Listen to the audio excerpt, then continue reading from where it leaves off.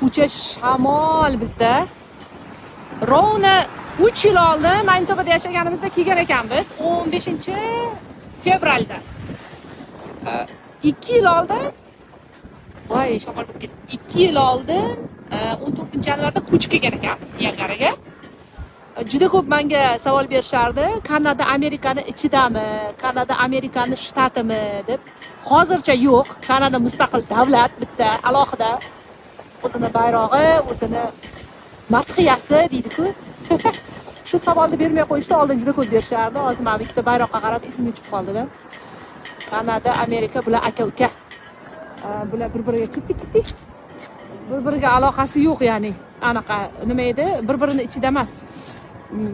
Juda ham ko'p Kanada Amerikani ichidami deb qo'yishardi-da. O'shani hozir bir eslatib o'tdim. Voy, shamol. Sovuq.